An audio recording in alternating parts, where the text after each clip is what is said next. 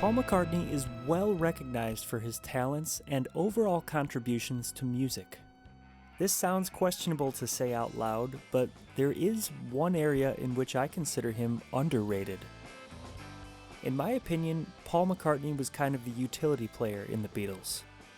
His bandmates could lean on him for a variety of roles in the studio beyond his official job on bass. In this video, I'm going to outline some of the ways in which Paul elevated his bandmates' songs in the Beatles' short but monumental time together. Allow me to make my case for Paul McCartney, the Accompanist. Fair warning, I will not be talking about vocals in this video, and I hope you can forgive me for using copyright-free music that sounds absolutely nothing like the Beatles. Paul's bass playing had really become a feature of the band's recordings by Revolver in 1966. On George Harrison's Taxman, his hooky bass line makes the track more fun and bouncy and acts like the glue between biting guitar stabs.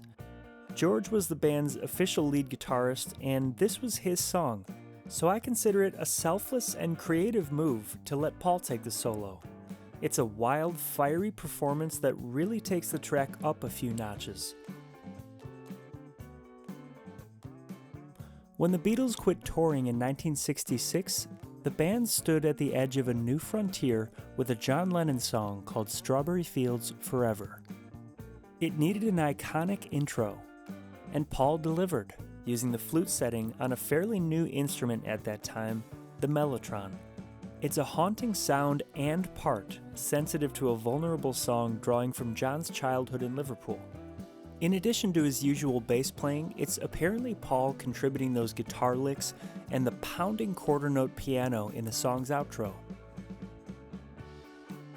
While it seems Paul had some hand in writing, I think it's fair to say Lucy in the Sky with Diamonds is mostly a John song. The playing and production needed to match up to the colorful, picturesque lyric. It does so from the first note, with Paul on Lowrey organ. The sound hits you first. It's unlike any I've heard before or since and completely pulls you into the Beatles' world in early '67. The stunning arpeggiated part he plays stands up on its own without any backing. John's dreamy vocal is underscored by Paul's dynamic bass playing, sparse descending notes at some moments, climbing actively at others, outlining and reharmonizing chords, just always developing with each section. Really, the whole Sgt. Pepper album is a masterclass in melodic bass playing. Pretty groundbreaking stuff from Paul on this one. When it came time to record John's Dear Prudence, Ringo Starr had briefly left the band. The remaining three Beatles still wanted to work, so Paul sat down at the kit. He doesn't quite have the finesse and feel that Ringo was gifted with, but Paul can make it work behind the drums. He knows how to serve a song. The three were able to build a beautiful track on top of his tasteful playing, and I think that's really what counts. As far as bass playing goes, Paul understands there's a pretty heavy droning element here.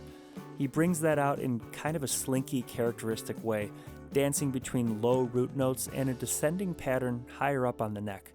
And check out those wild piano flourishes he added towards the end of the track.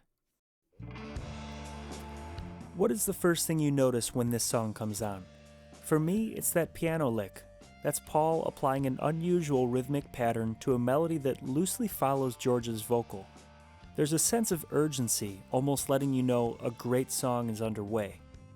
Though there's some debate about who played that staccato bass part, my money is on Paul, and it's a unique part that doesn't attract too much attention to itself, just exactly the right part to leave enough space for George's delicate vocal.